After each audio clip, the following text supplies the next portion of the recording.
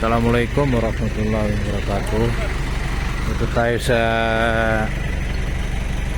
Barangay Nabalawag sa Municipality of Barira para sa prehension ng illegal forest products. So, dito na yung taga LGU at saka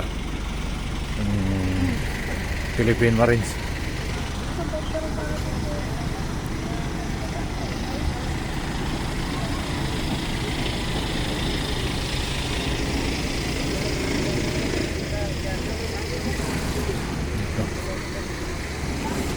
Double tracking ito. Dito rin tayo nakauli ng malaking kahoy.